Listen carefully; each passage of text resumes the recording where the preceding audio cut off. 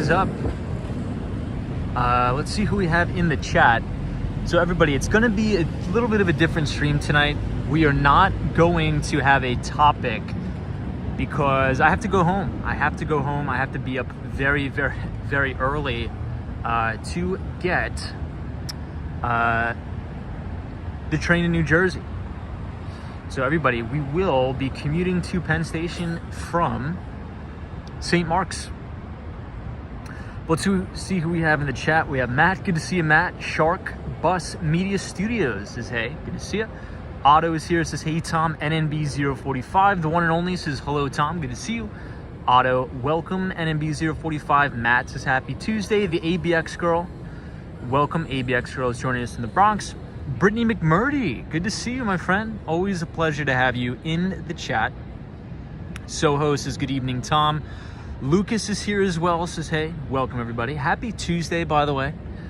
Almost the middle of the week. Tomorrow is Wednesday. Jane M is checking in. Samantha R says, hello, everybody. Welcome. Sherry Rodrigo says, hey, Tom. Jewel Marr says, hey, from North Carolina. Love North Carolina. Hope you're well. Mohammed is here. Says, hey, Tom. Good morning from Malaysia. Welcome, Mohammed. Miss Brown Eyes is here. Samantha R says, Tom, a few hours to your birthday. I know. Thank you so much. Patricia Ivory says, good evening, Tom. Wendy, England. Good to see you, Wendy. Melee says, good evening from Scranton, Pennsylvania. Hal T16 says, hey. Dante Rose. Ruby Falcone. Tucson is here. Dutchman. Fredex. Alan Wilson. Jared Covey. The one and only Chad Anthony is here. Welcome, Chad. Good to see you. The one and only Out and About. Wow, guys, we have a full house here. Beige says, hey here, new here, really enjoyed last night. Well, thank you everybody who's joining that is new. We're not going to have a specific topic for discussion for tonight. I actually just got off of work. I grabbed something to eat really quick, but now I got to go home because I got to be up really, really early. I'm sponsoring an event, Cybersecurity event in Atlantic City, New Jersey. Not really looking forward to it. I actually am looking forward to it, but not really, because Atlantic City, New Jersey's far away. What else could I say? Dave is here, says, hey, Tom. Charlie Richardson. Welcome, Charlie. Wendy England says he's got the board. We do have the board today. The weather was permitting. Ruby says another night on the board. It may be a shorter than normal stream, everybody. We are literally just going to 34th Street and back. Yeah, cybersecurity is a very interesting topic. So in my career path, I sell a lot of cybersecurity software, because obviously if you're in the mobility or hardware business, you sort of need a way to manage your devices remotely in the field, right? So I sell a lot of subscription services of like MDM, endpoint cybersecurity solutions.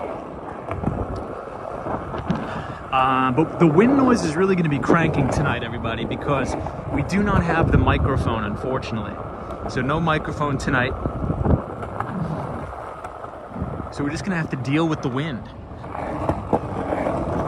But I hope everybody is doing rather well.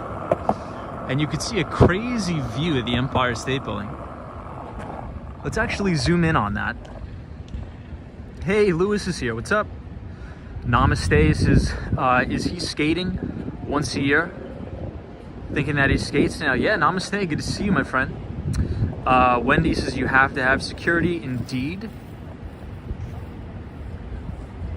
Indeed, agreed. Marty Lewis is here, says hello, welcome. Melee says we definitely need cybersecurity right now in all areas. Yeah, and so one of the big things about that, talking about a government spending standpoint, I think the Biden administration approved additional funding for cybersecurity spend, which is always good. So if you work at like a Zscaler, a CrowdStrike, Symantec, Fortnite,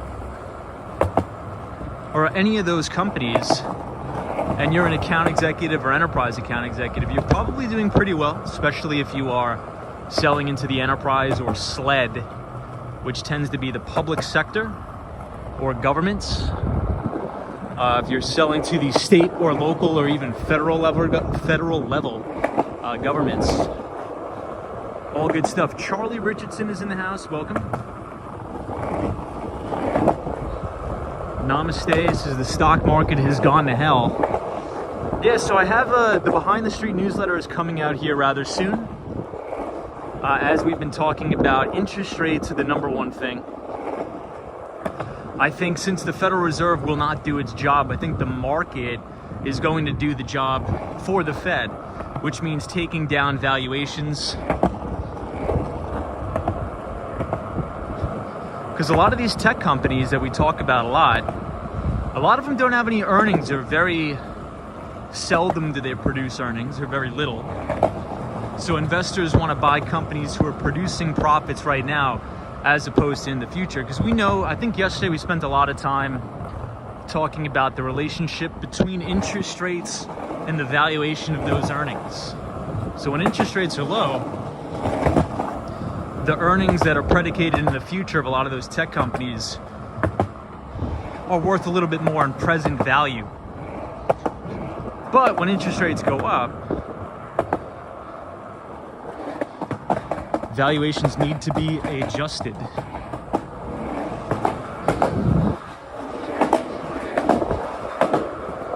Charlie Richardson, good to see you in the chat. British Gray, welcome. Happy Tuesday.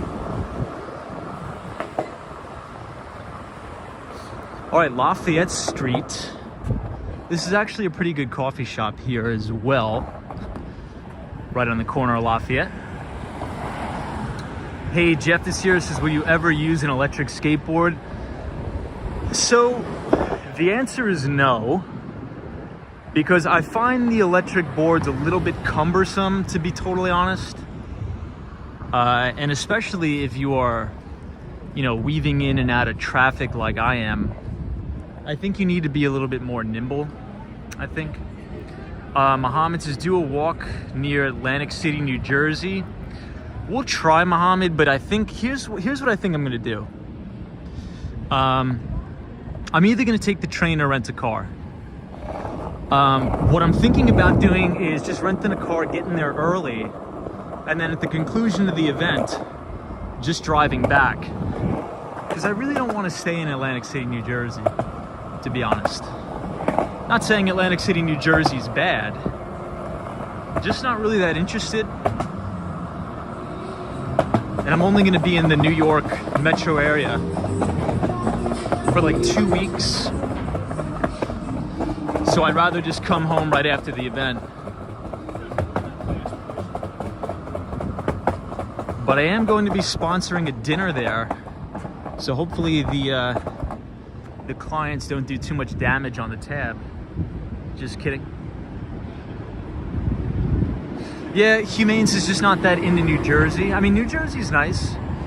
During the pandemic, I actually used to frequent Hoboken, New Jersey a lot, because that was the only location that was really open at the time. If you guys remember correctly, New York was all shut down.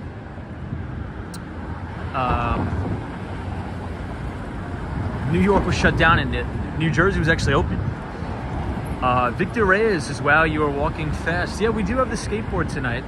Patricia Ivory is praying for the kids in Texas. I agree.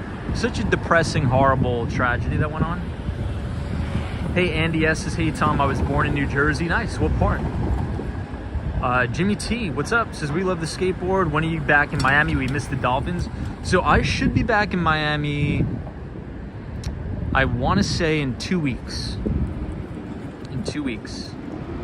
I missed the Dolphins as well. Sunshine After Rain is here. Good to see you.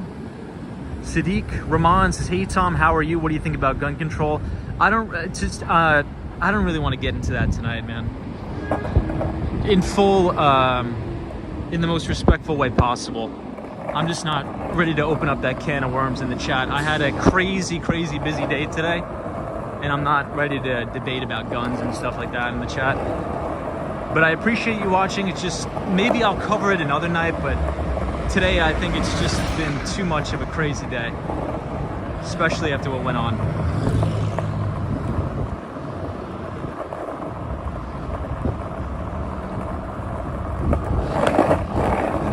right team, so let's go to Washington Square Park.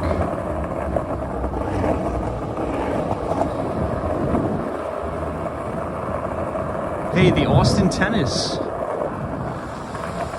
So the Austin Tennis is actually an ex-investment banker turned over to the dark side in enterprise software sales. So I hope you're doing well there at PagerDuty, the Austin Tennis.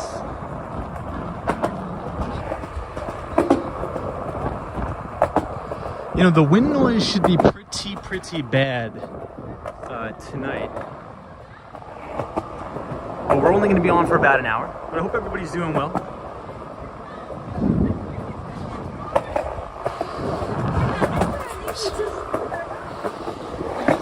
But everybody, here we are at the Stern School of Business. A very famous business school here right at NYU.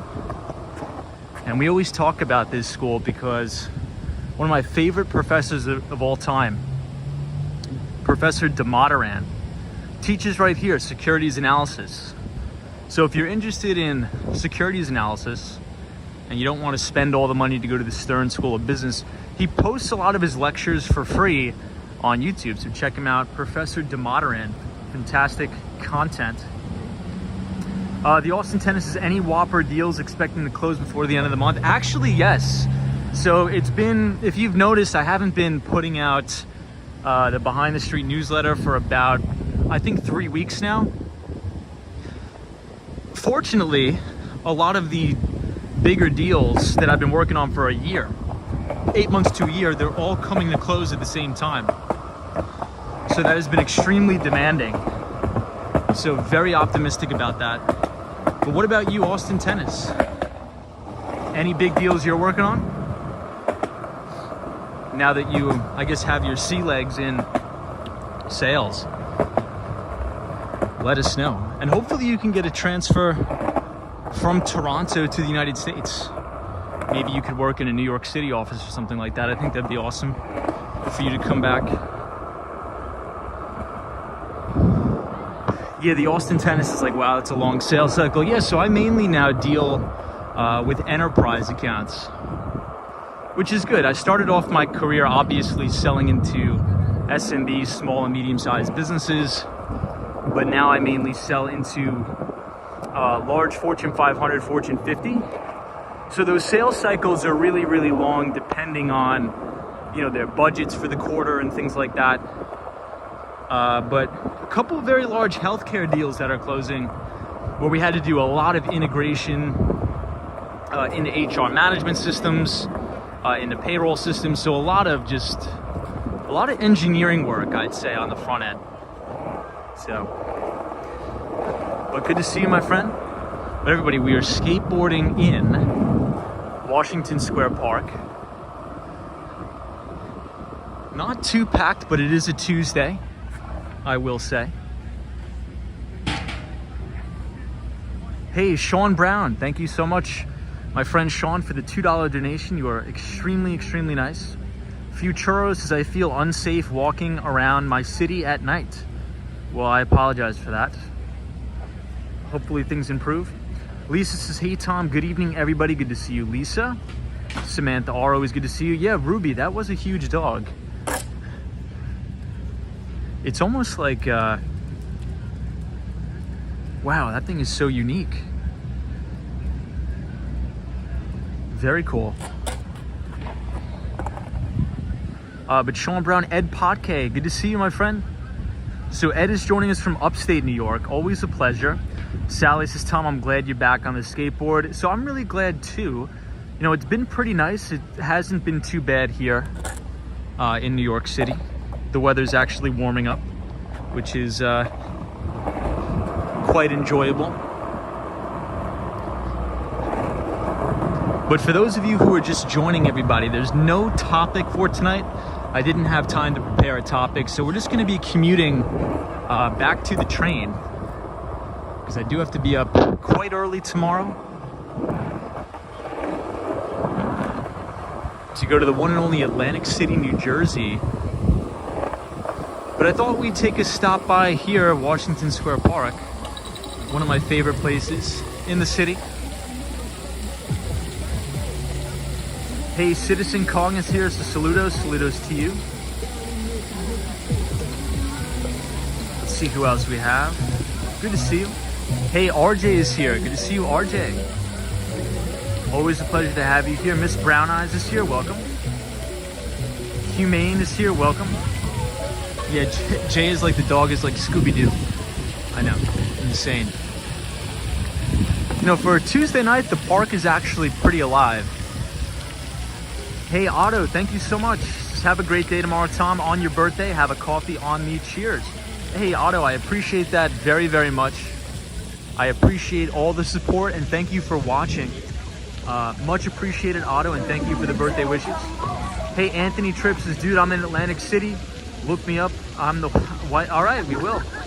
Well, I'm only going to be in Atlantic City for probably like 12 hours. I may stay over, but I'm not sure. I may want to just drive back. Futuros says, let's bathe in this fountain. I mean, you'd be surprised.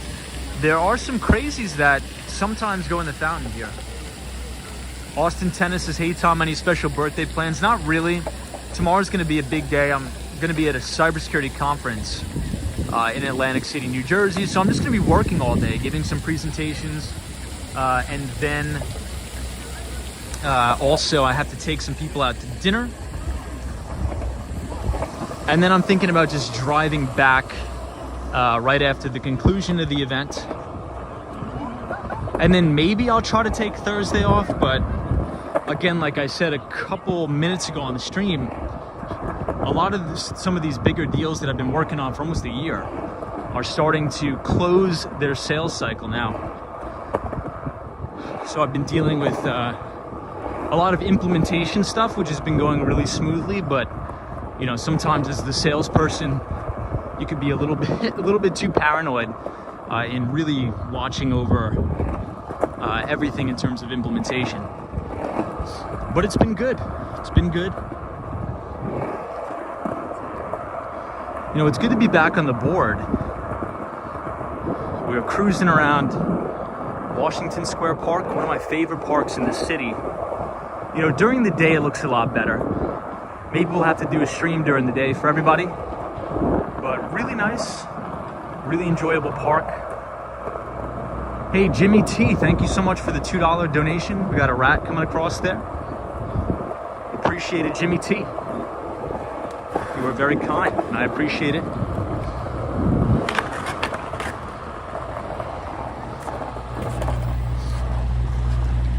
So as we skateboard up Fifth Avenue, we're gonna see some amazing views of the Empire State Building tonight. So really looking forward to that. Tin Man is here, welcome, sunshine after rain. NMB 045 says, Tom, do you usually work on Memorial Day on Monday? No, I think everybody has off.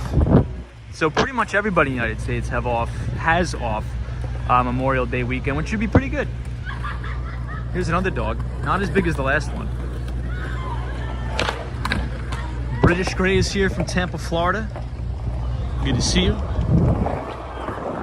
Yeah, I think the NYU graduation was this week, or this past weekend, so congratulations to all of you. Fantastic job and congratulations on your success. We'll take one lap around the park and then I got to head back to Penn Station. We'll see if we see any more rats.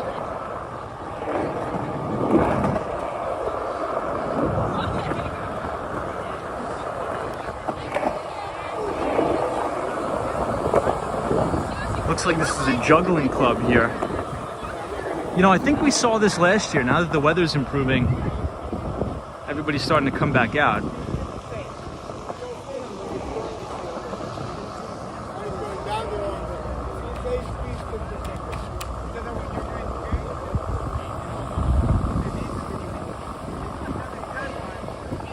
Very cool. Ruby Falcone. Hope your Tuesday was well. Savi is here. Welcome, Savi. Hemp Lords is Pray for the Children. I know. Horrible. Just really depressing what happened today in Texas. Egregious act. I don't know why anybody... I just don't understand it. Pretty crazy. Austin Tennis is, when will Tom be providing speeches at John Jay's commencement? I don't think they'll ever invite me, man. I would speak at the commencement, though. Ed Podke, thank you, my friend. Good to see you. Who else do we have? But Austin Tennis, dude, it's good to see you in the chat again. Astro Alex says, hello, Tom, and happy to see you. Likewise, my friend. Guaya Tejada says, Tom, what is the most difficult thing about selling what you sell? Well, I think the most difficult thing about sales in general at first is building your initial book of business. I think I was reading a statistic that over 80% of SDRs, or sales development representatives, churn out of the industry. It's not easy. It's pretty hard, and that's why I've sort of given the advice, if you could skip the SDR or BDR role in general and just go right to account executive, I would try to do that, because when you're an account executive, it's customer and client facing. And a lot of the times the biggest mistake of account executives will make is they'll be so focused on the sale that they forget to build the initial relationship. So when I was a fresh account executive in my early teens or late teens, what I would focus on is, okay, I'm speaking, I have the opportunity and I'm in the position to speak to the C-levels of a lot of businesses, sometimes large businesses. They could be managing, $50 million, $100 million run rates a year.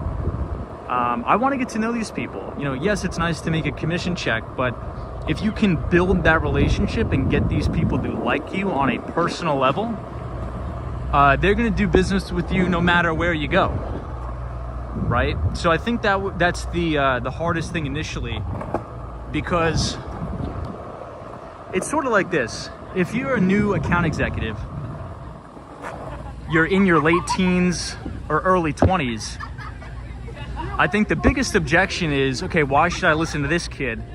He's 20 years old. What does he really know about my business? And I think that's a pretty sufficient objection. So I think it's really important that not only that you know your product, whichever product or service you're selling, you need to know your product like the back of your hand. And I would get really, really industry specific. So let's say if you really like construction, then focus on selling only into construction. And every single waking moment of your life should be studying the intricacies of the construction business. And you could take that same analogy and project that to any business segment you're selling into. Maybe you sell into the investment banks. Maybe you sell into healthcare. In my case, it was healthcare. So I'm like, I am going to become an expert in home healthcare. So when I'm talking to C-level executives at some of the largest home healthcare agencies, they understand and they'll trust me because they know that I know what I'm talking about. But don't focus so much on the initial sale. Focus on getting these people to build a personal relationship with you, because chances are you're going to either, maybe you work at a software company or a telecom company. Chances are maybe you want to start your own software company someday, and you're going to need clients, and these people will be your first customers, but you need to maintain the relationship. A lot of sales executives, they'll sell somebody something once, they'll make it, a $10,000 commission check, whatever it is, and then they won't stay in contact with these people. So that's sort of what I'll say. Hopefully that answers your question. Hey, Vinny Castellano is here. Welcome, my friend. Vinny is joining us from the one and only Staten Island. Always a pleasure, and good to see you and Maria as well. Bagels and Walks is here. Palmetti's is here. Welcome. Jimmy T used to solve the problems they don't know they have. That's another good one too. I says, hey Tom, having a great night in New York City. Hey, MBA Elias, thank you so much, my friend, for the $10 donation. You're way too kind. Says, thanks for another great stream and good luck tomorrow. Thank you, MBA Elias. I appreciate that very much. Yes, we will be in Atlantic City tomorrow. FredX is here. Terra Fear says, what are the strategies you use to stay in contact? Well, I think the biggest thing is don't make it all about business, right? It doesn't have to be about business all the time. You should understand what, your clients do outside of work, right? And I think as the relationship progresses, you could do it in a way where it doesn't come off disingenuous. And I think it's just through time, right? It's just like making a friend or hanging out with somebody that you just met in college. It's sort of like that. And I think the easiest way to do that is not to be too pushy. And so here's where a lot of the sales executives that are I would say the lower performers, or the people that churn out, here's the mistake that they make. They resort to being too pushy on a customer to make a buying decision before they're not ready because their pipeline isn't full. So here's what I mean by that. Your pipeline, and this may be getting too sales specific, but I think everybody could sort of understand what I'm getting at. You know, if you use Salesforce or whatever CRM you use, you should have something that's like a 30, 60, 90-day funnel. And your pipeline should be like exploding, like overflowing with business. Because when your pipeline is overflowing with prospects and new opportunities, you do not have to sell from a point of scarcity. So a lot of the times, you know, I would have my coworkers ask me, you know, how are you selling so much? How are you making your number? I'm like, because I'm not negotiating from a position of scarcity. I don't need to force this guy into a buying decision when he's not ready to make it, because I have 10, 20 other people that are ready far along that buying cycle. Does that make sense? And the way you do that is relentlessly run your process. So you need to be prospecting all the time. Even if you closed 2 massive deals that is going to make your year, the sales executives that continue to excel will say, yeah, great, that was a good deal I closed, but now I'm going to continue to expand my funnel. The people who stop prospecting are the people who start to have gaps in their pipeline. And when you have a gap in your pipeline, what's going to happen is, you know, maybe you come up short on numbers for your quarter, and that's going to force you to do something unethical, to either push a client into a buying decision before he or she is ready. But if you always have a full pipeline, if a customer is not ready to buy, you don't have to pressure them. And if your customer is negotiating with you and hammering you on the price, you don't have to negotiate on the price. You know what you're worth, you know the services and the products and your personal relationships that you're bringing to the deal are so valuable. You don't need to lower your price, right? So I think the biggest mistake is not having a full pipeline. Yeah, Bagels and Walks says we are on the board again. Indeed we are. Davy says, how do you prospect for that first funnel stage? Well, I think a myriad of reasons, just basic cold calling, cold emailing. You know, if you work at a software company or any type of company where you're doing sales, I'm sure they have, you know, if you're an SMB or you're an enterprise, you probably either have a book of accounts that aren't yet customers that you can call into. It's just as simple as that, you know, cold calling, cold emailing. But here's the thing, the further you go along in your process, so let's say you close your first deal, you're on the job 6 months, you close your first deal, things are going well, you want to stay in contact with that customer, because 9 times out of 10, that particular customer is going to be able to recommend business to you, right? So now the majority of my business is not from me cold calling or prospecting, but it's just from customers referring me other business. Can we borrow your board? I know a trick. Oh yeah, sure. Just be careful on it.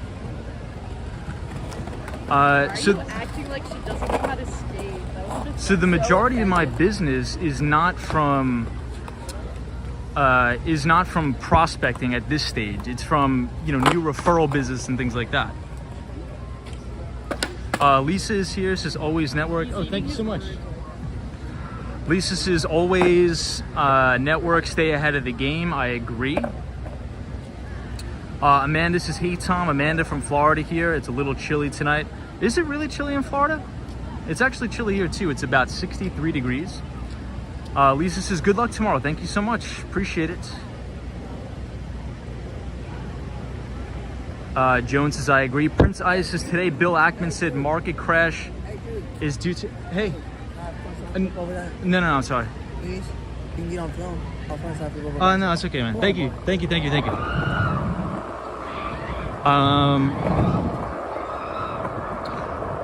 Yeah, so let's head. Wow, I'm losing track of time here, guys. We got to commute to Penn Station, so we will do that.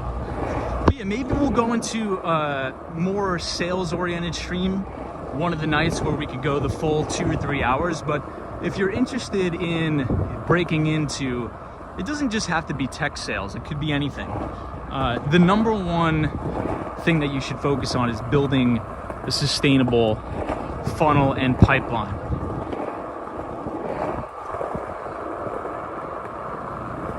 Because the salespeople that I know that are like shoot lights out, never miss, these are the people that never have customer complaints. It's like, it's the strangest thing ever. It's actually not, but you get what I'm saying. It's the people who are barely hitting their quota, barely just getting by, are the people who always have customers complaining about them and who are selling things the wrong way. And those tend to be the people that don't do the work.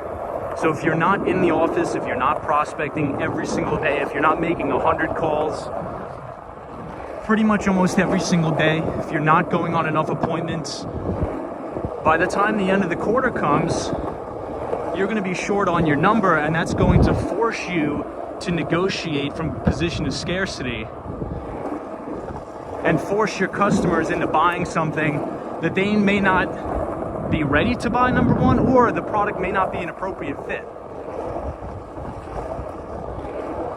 You know, I've had many times in my sales career where I'm actually disqualifying customers. I'm actively disqualifying customers because if I know the product isn't a good fit, but the customer may just like me and want to work with me, you know, from a moral and ethical standpoint, you need to direct your prospect into the appropriate direction. So maybe your particular software doesn't have the appropriate API integration or whatever that may be. You have to set that expectation with the customer up front and say, hey, the point of this call is to actually see if we're a right fit for each other. Because there's a good possibility we may not be a nice right fit for each other. Ooh, I think this guy's going the wrong way. So we'll wait till he turns around. Hey, NPC 007, what's going on? Hey, Cooking says you have a job interview tomorrow. Good luck. That's awesome, man. Well, hopefully you get the job. We're pulling for you. But yeah, if you're in a sales organization, I would pull up the leaderboard, and you'll notice the people who are at the top of the leaderboard very seldom give up their spot. It's usually the same guy or the same girl at the top of the leaderboard every month. And what I would do is I would mimic exactly what they're doing. So take maybe a week or 2 weeks out of your month to just shadow them, see what they're doing. And I guarantee you these people are not roaming around the office, they're not talking to people, they're at their desk prospecting, or they're out on appointments.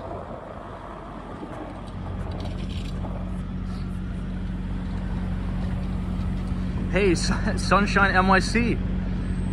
Always a pleasure. Sunshine, good to see you. Ed Paque, good to see you. Ice is being needy for anything like love will make it hard. Seems that the same moral applies for sales too. Well, I mean, just think about it like this. Is this guy going the wrong way? You want to try to be the prize, right? You know, I think a lot of times the reason, again, why salespeople sometimes come off as pushy is because they don't have a full pipeline. So if your whole entire year is on the shoulders of one deal going through, I can guarantee your customer is not going to have a good buying experience. Because you're so focused on that one deal, you're like, oh my God, if this deal doesn't go through, I'm going to lose my job. So I'm going to do everything in my power to get the deal done. And things come up in a sales cycle. You know, I've had sales, you know, be delayed because of labor unions. I've had sales be delayed because a lead engineer that I was working on decides to quit his job literally at the last stage of the sales cycle. So now I have to go wait till the company hires a new engineering team and then resell the deal to that engineering team. So a lot of things can happen. So you need to have a full pipeline. If you have a full pipeline, you will always do the right thing by the customer.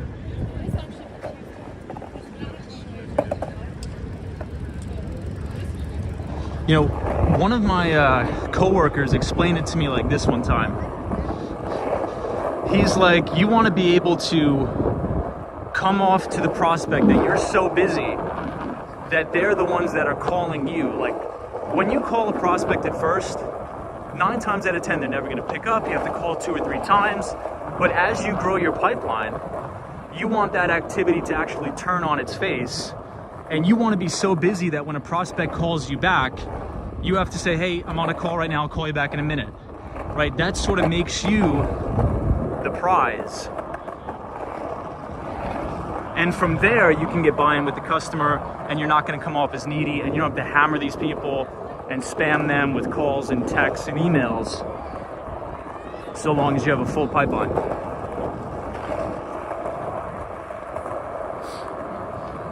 All right, so now this is 14th Street, Union Square.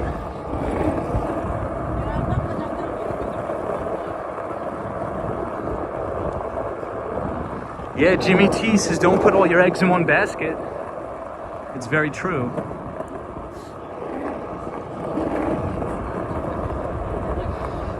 You know what's the worst? Here's the worst thing ever.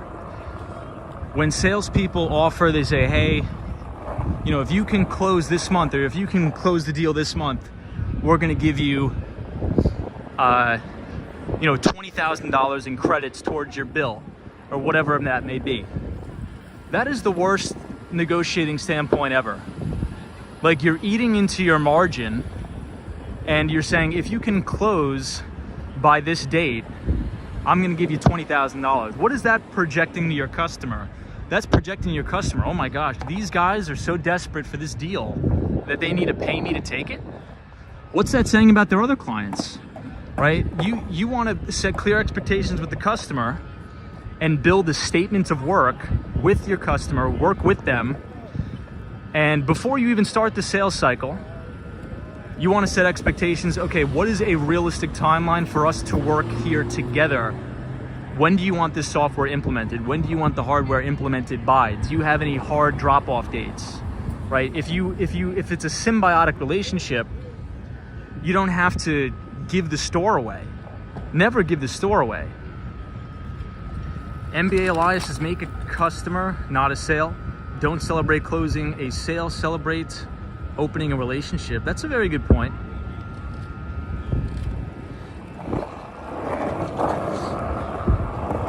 And another thing is, I know, like, a lot of people will say, oh, what's the secret to sales?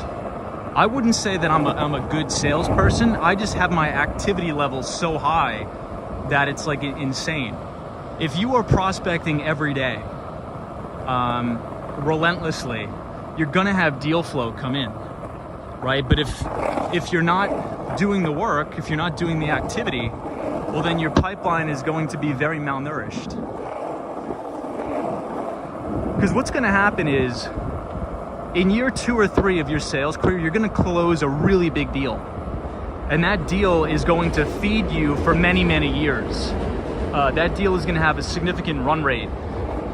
And the biggest mistake salespeople do is they sit back, they relax, and eat off of that run rate, which is fine, but you want to be prospecting as well and continuing that relationship, asking for referral business.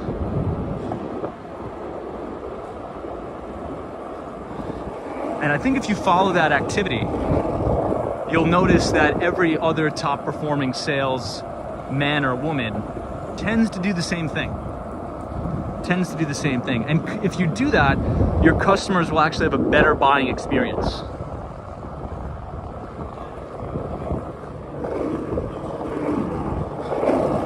All right, everybody, check this out. Beautiful view of the Empire State Building here. If you guys are enjoying the stream, feel free to leave a like on the video. Subscribe if you are new.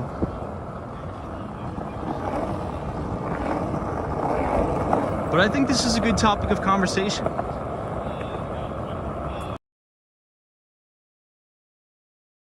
Sales is the lifeblood of any organization.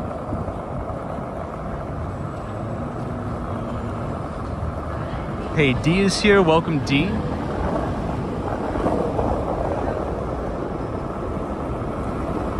Yeah, Ruby Falcone says, Tom, the Empire State Building is looking stellar as always.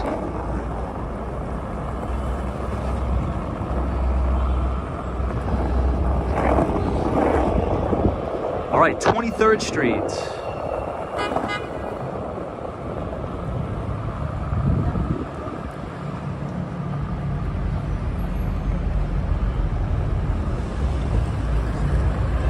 So this is actually the Flatiron building right here. And it's all covered in scaffolding.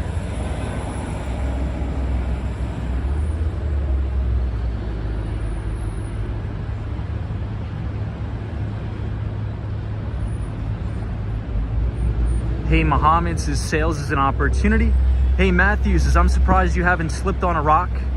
I do it all the time when I skate. Oh, we've slipped on our fair share of rocks for sure. And that's why, you know, it's interesting. It's sort of like when you're just learning to skateboard, everybody always tells you to take it slow. It's actually more dangerous when you take it slow. I know it sounds a little bit weird, but as you're rolling, your wheels can get caught on a rock or something, and then you take off like a cannonball flying into a car. So you actually want to keep it going. You actually want to be skateboarding fast so you could go over those rocks. Samia says, hey Tom, what is the temperature there? I believe it's about 65 degrees out today. About 65. Hey, Jay is here, welcome. L, the original, says, is there apartments inside or businesses? L, I believe everything in here is office space in the Flatiron. I think. Hey, Daryl is here, says hello from Chicago, Illinois, good to see you. Tortellini is here, says hey, I just joined, good to see you. Andy S says I always slide a 20 across the desk. Travel says you have a nice sales voice, thank you. Good to see you here.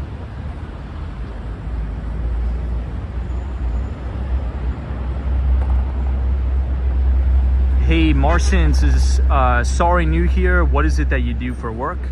I am an enterprise, like organizations. It could be anything like the Fortune 500 or Fortune 50. But here we are at Italy.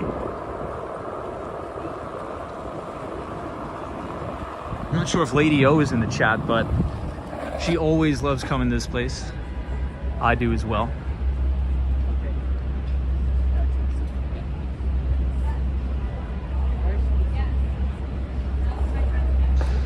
Hey, Brad's Brain, what's up? Good to see you. Hey, Amanda's here, says, hey Tom, the colors on the Empire State Building will be like that all week for Memorial Day. I love that. Beautiful. Hey, Out and About says, Tom, I walked out on a salesperson when I went into a store looking for a leather jacket vest and she tried to sell the jacket. I had to tell the vest has no sleeves and I walked out. Now that is a poor salesperson. Wow. Agreed.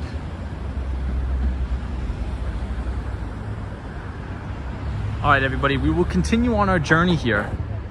You know what, actually, let's take a quick lap through Madison Square Park. I think we have enough time.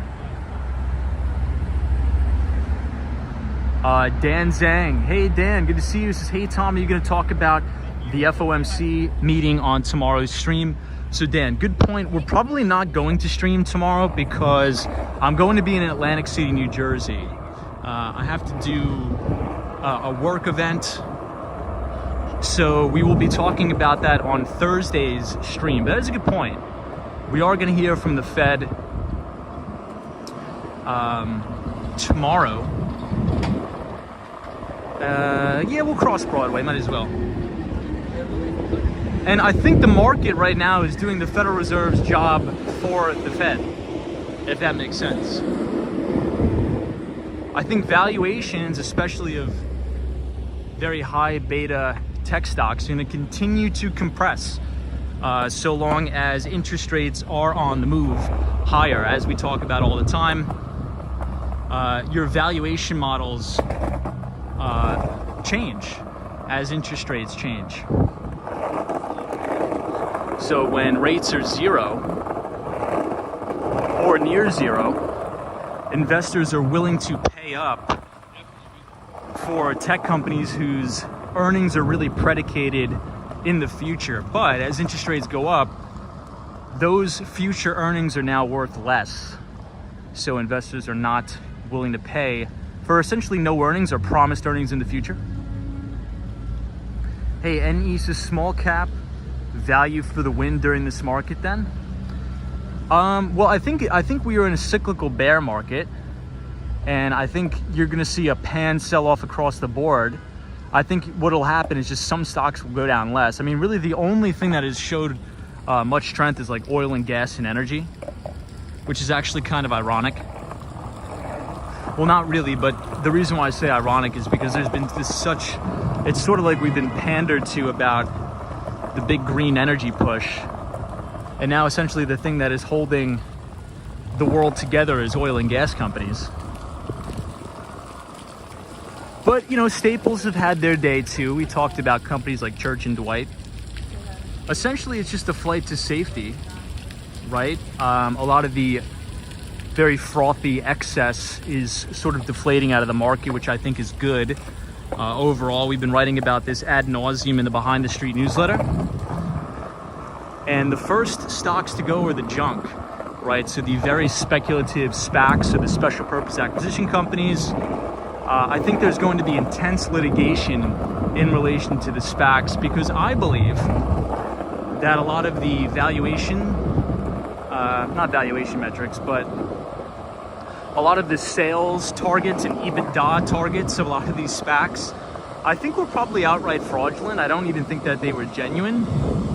So I think that's why you're seeing Goldman Sachs and a lot of the investment banks pulling out of the SPAC business after the SEC has signaled to the market that they may make some changes where, should they find a lot of these forecasts to be fraudulent, investors could actually hold the investment banks accountable and come after them in relation to litigation. So I think they're trying to get out of Dodge as fast as possible.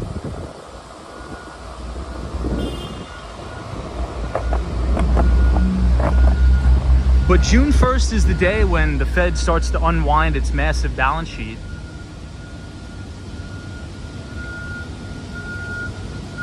Hey, Halern is here, says hello, good to see you, Halern, welcome.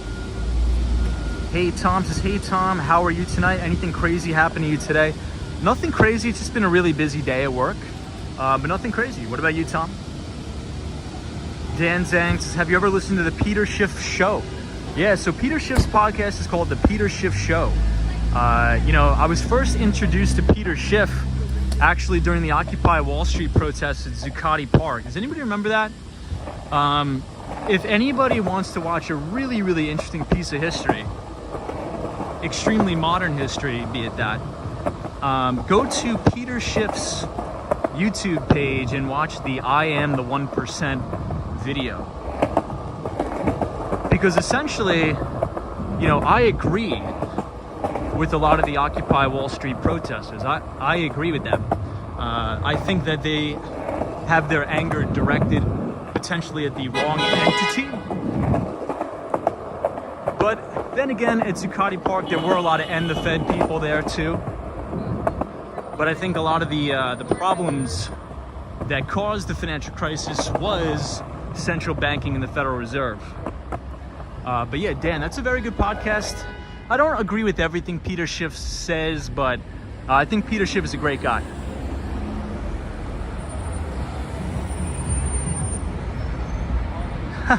Alan Wilson. That's funny.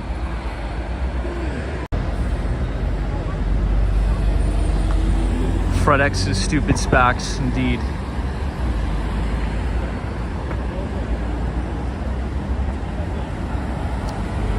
NMB045 says, Tom, what pipeline platform do you use? Are you talking about like a CRM? So I used to use Salesforce, but now I use Zoho, which is sort of like a less expensive Salesforce, if you may. Hey, Deja Vu, thank you so much. Appreciate you. We have a beautiful view of the Empire State Building here. But I think we're gonna cross the street and skateboard up Broadway. I don't really like going up Fifth Avenue, to be totally honest.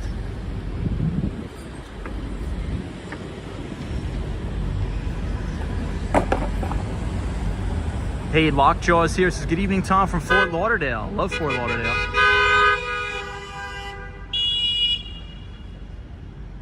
NE says, sending emails out of Salesforce has so many flaws. Well, so Salesforce has, you can integrate a lot of different software tools into Salesforce. They have very good API integration. So I think, you know, back in the day when I was at my old company, we would use Marketo and Outreach. Does anybody use Outreach here for any of our salespeople? And Outreach actually integrates pretty seamlessly with Salesforce. So anytime you log a new opportunity, that guy almost got clocked. Anytime you log a new opportunity into Salesforce, you could actually create custom campaigns with Outreach, which I think is pretty good. So Outreach was another good platform. Zoom Info is also a fantastic platform. We talk about Zoom Info a lot with Henry Schuck. So Henry Schuck is the CEO of Zoom Info, ticker symbol ZI.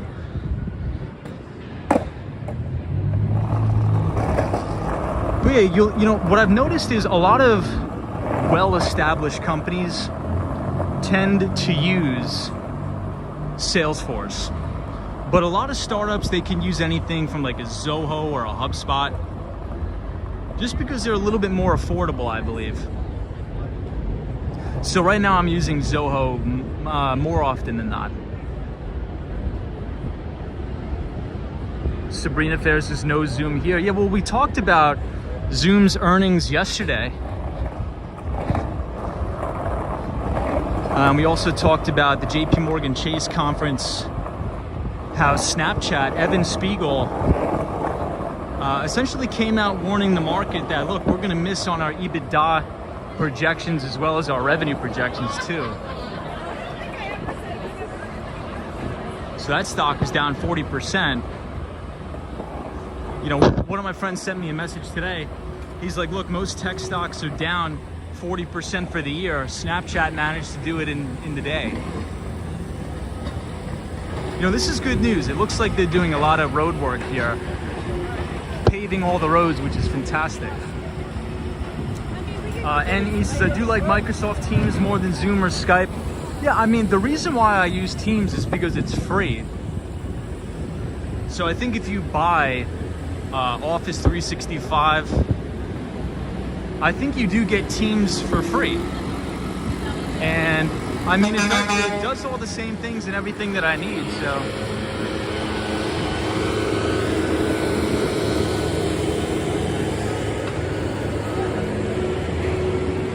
We'll have to remember this and skateboard down here when it's ready.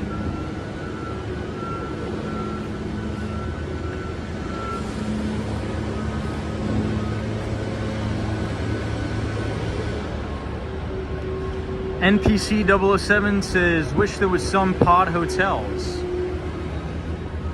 Interesting.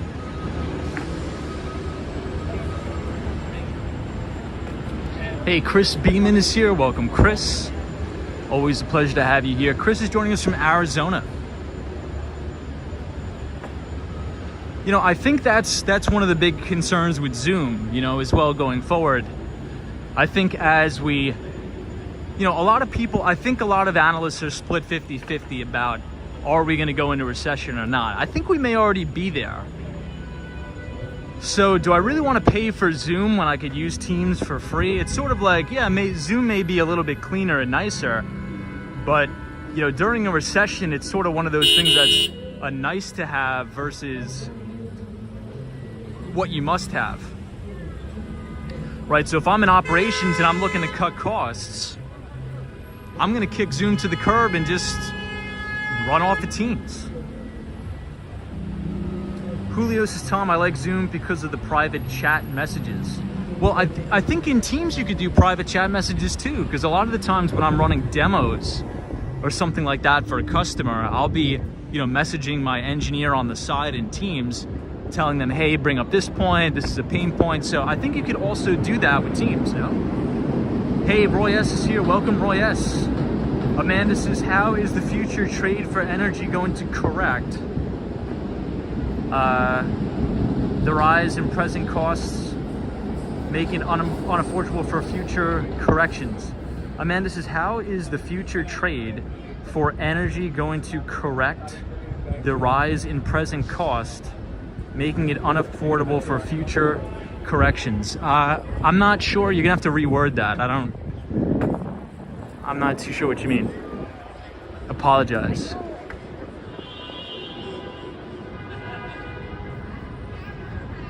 Great view of the Empire here, by the way. Do you mean how long is the energy trade going to go on? How high is oil going to go? Well, I was reading an interesting article, and I think it does have some validity. They said that back in the day, I would say pre-2008, a lot of these oil company executives, like the C-suite, would actually have a lot of their metrics or their bonuses tied to production metrics. So if you produce this amount of oil, your compensation would fluctuate, go up and down on a sliding scale based upon how much you produce. But now it's all about EBITDA and profitability. So now that the price of oil is high, it's sort of like all these oil companies are just cashing in on the profits, because that's essentially how they get paid. They do not have sort of metrics tied to their bonus structure in incentivization to pump more, if that makes sense. The ABX girl says, Teams is great. I'm able to make calls on my job. We have a secondary phone service which was out for 3 days and many could not work. Yeah, so that's also, I think, what is that called? VoIP, or voice over IP.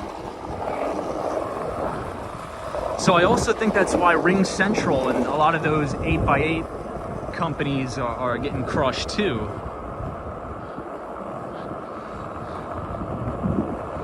You know, there's a really, if we want to talk about telecom, we could spend hours on that. We could actually, there's a really, really interesting story about the mafia, and the Mexican drug cartels in relation to telecom companies, and how there was massive hits out on voice over IP companies. But I don't really have much time to explain that tonight because we are almost at their destination. But really, really interesting stuff. Really, really interesting stuff.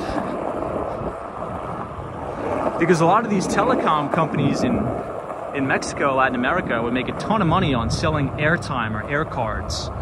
And when the voice over IP market came about, that was sort of ruining their business. But I'll go into that in more detail later.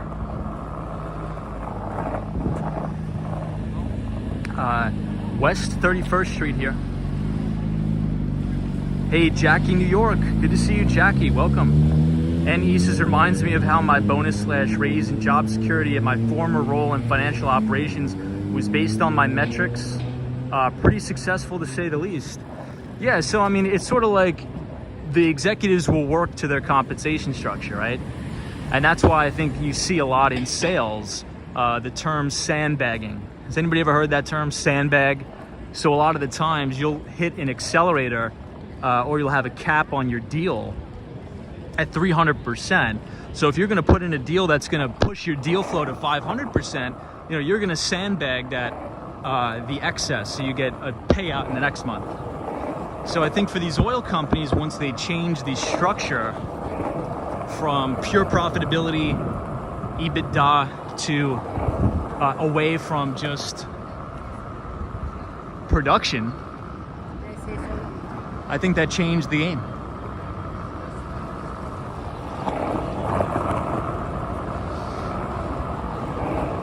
All right, Koreatown. We don't have time to skateboard through it today, but we did skateboard through it yesterday.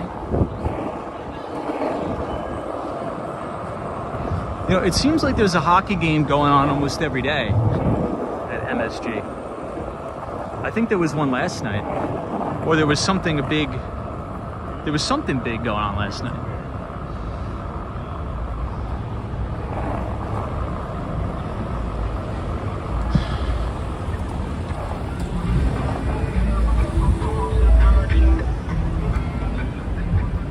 Jackie, New York, what's going on? Patricia Ivory says the weather in New York is beautiful tonight. I love these cold nights. Yeah, it doesn't actually feel that cold. I think it's like 65. It's not bad. To your point, really nice night out in New York. Extremely nice.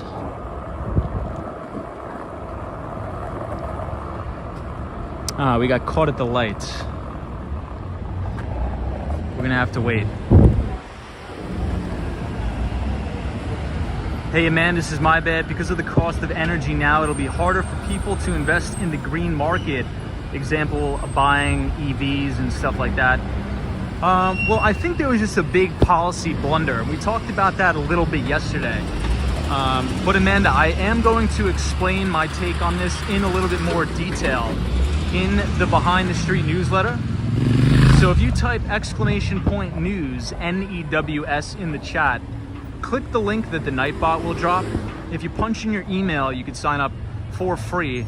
I try to send out a free newsletter once a week. But essentially, here's the thing in terms of the Russia-Ukraine situation that I don't like at all. Essentially, we are putting extreme draconian sanctions on Russia. I think a lot of our allies are. But in turn, Germany is really, really reliant on Russian oil. So it's like, why are we sanctioning Russia when we're also funding them by buying their energy, when we could just buy our own if we didn't take such drastic measures to push all this green narrative? Now, I'm very, very much in support of a green America, but we need to do it in a way that's sustainable.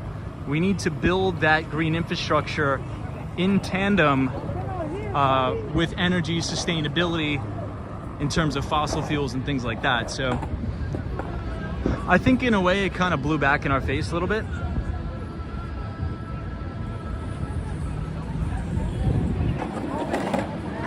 Hey everybody, could we get a quick time check in the chat? I just want to make sure I'm gonna make my train.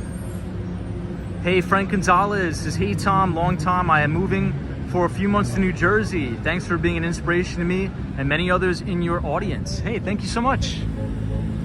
Well, best of luck in New Jersey, Frank. I'm sure you are going to do fantastic. Yeah, Jackie, New York's like, be careful, weaving in and out of the cars.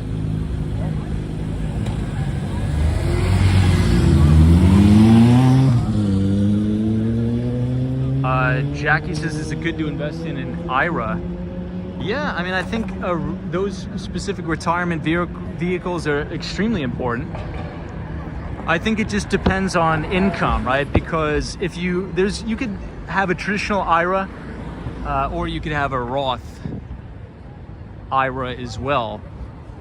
But depending on your income, it may be more advantageous to do a traditional IRA as opposed to a Roth. But I believe the cutoff is what, $175,000 a year? I think if you make under 175, and don't quote me on this, I'm paraphrasing, I think you can invest into a Roth IRA. But if you make more than that, you have to do the traditional Roth, I believe. But there are some ways you can get around that as a business owner.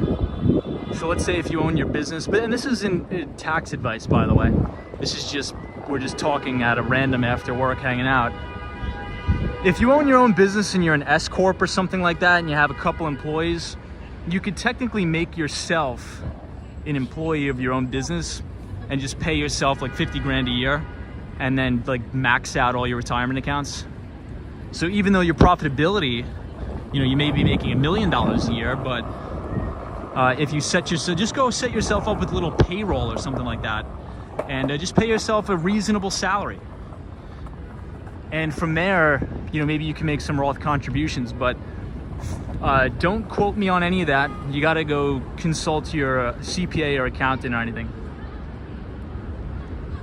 Stanley says, how are we already in a recession? Well, I'm not sure. I mean, it's possible. It's possible because by the time these numbers come out, right?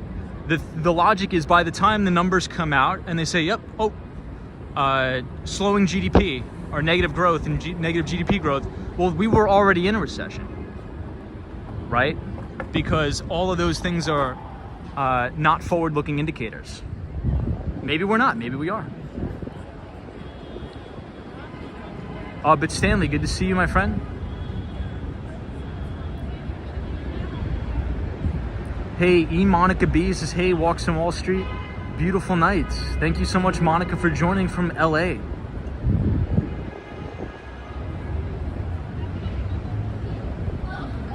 Jose Sanchez is here. Welcome, Jose.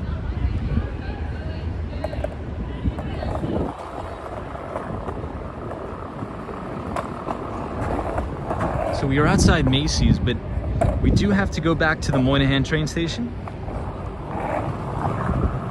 So this is 34th Street, Herald Square. Very rarely do we come down the backside of Macy's, but this is what it looks like. Hey, Brian says hello from the Bronx. Good to see you, Brian. Hope you're doing well.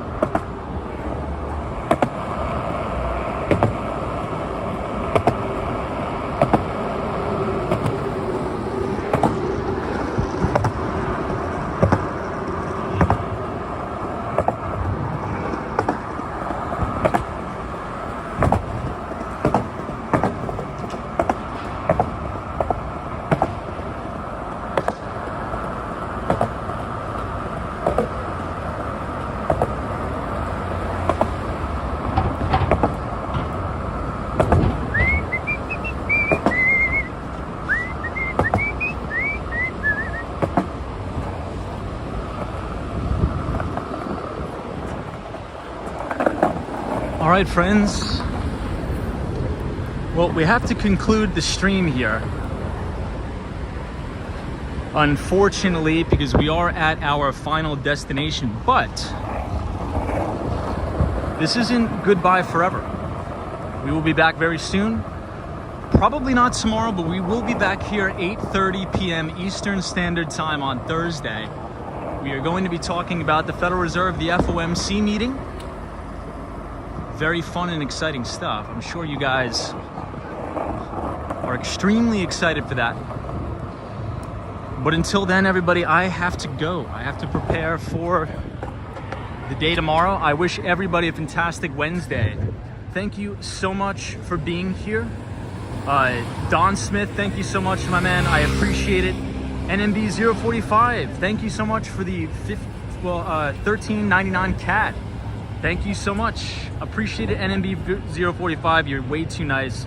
Much appreciated. MBA Elias, thank you so much. Out and about. Have a fantastic Wednesday, everybody. Ruby Falcone, Matthew. I'll leave you guys off at the Empire State Building. Stay positive. I know things have been really crazy these past couple days, not only in the stock market, but around the world. Stay strong, everybody, and we will be back here Thursday to hang out, skateboard around the city. Who knows, maybe we'll take a visit to the Mighty Bull. So look forward to that. Be optimistic. Into the Mighty Bull. Have a good night wherever you are, because there is always a bull market somewhere, and you just need to know where to look. And I'll see everybody right back here Thursday. Take it easy.